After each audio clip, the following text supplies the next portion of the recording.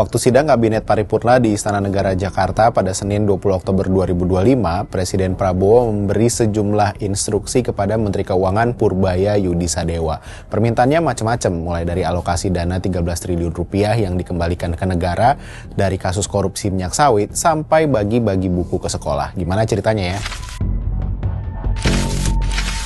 Permintaan pertama Presiden Prabowo ke Menkeu adalah mengalokasikan dana 13 triliun rupiah untuk Lembaga Pengelola Dana Pendidikan atau LPDP yang nantinya berujung untuk riset hingga beasiswa anak bangsa.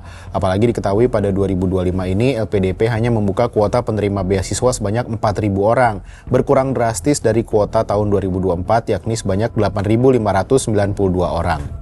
Nah, Prabowo ingin Indonesia bisa mengejar negara-negara lain dalam bidang pendidikan. Oleh karenanya, Prabowo ingin ada beasiswa bagi pelajar Indonesia.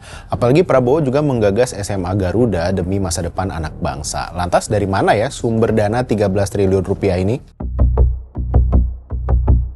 Adapun dana 13 triliun rupiah ini sejatinya baru saja menjalani prosesi penerimaan negara di Gedung Kejaksaan Agung pada Senin 20 Oktober pagi. Presiden Prabowo menyaksikan sendiri prosesi penyerahan tersebut dari Kejagung yang menangani kasus korupsi kelapa sawit mentah alias CPO. Dalam kesempatan itu, Jaksa Agung ST Burhanuddin menjelaskan dana yang seharusnya disita sejatinya berjumlah 17,7 triliun rupiah. Tapi negara baru berhasil menyita 13 triliun rupiah dari PT Wilmar Group, sementara perusahaan lainnya meminta penundaan.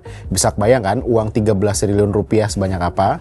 Nah, selain untuk LPDP, Prabowo minta dana 13 triliun itu harusnya bisa dipakai untuk merenovasi sebanyak hampir 8.000 sekolah dan membangun kampung nelayan. Jadi Prabowo ingin tiap-tiap kampung dikasih fasilitas penyimpanan berpendingin atau cold storage supaya hasil tangkapan nelayan bisa tahan lebih lama sampai berhasil dipasarkan. Menurut hitung-hitungan Presiden nih, rencananya sampai akhir 2026 akan didirikan 1.100 desa nelayan yang tiap desa anggarannya 22 miliar rupiah.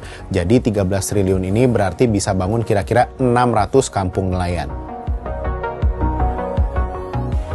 Permintaan lainnya adalah meminta Purbaya untuk membagikan buku-buku gratis ke sekolah-sekolah supaya anak-anak bisa belajar menulis. Permintaan ini berangkat dari temuan Prabowo saat kunjungan kerja ke daerah, di mana ia melihat banyak siswa yang kekurangan biaya sehingga menghemat kertas. Oleh karenanya, tulisan para siswa menjadi kecil-kecil demi penghematan.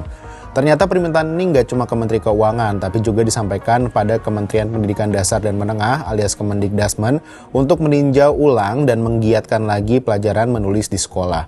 Prabowo bilang tulisan itu harus besar-besar karena khawatir para siswa mengidap rabun jauh kalau menulis terlalu kecil demi penghematan buku tulis. Nah, perhatian Presiden Prabowo pada dunia pendidikan ini nampaknya nggak hanya sekedar wacana. Mulai dari ruang kelas di pelosok sampai kampus-kampus mentereng di kota besar, ia melihat pendidikan sebagai pondasi utama kemajuan bangsa. Karena hanya dengan generasi yang terdidik, Indonesia bisa berdiri tegak, berdaulat, bahkan disegani dunia. Sampai jumpa di Bahas Peristiwa berikutnya.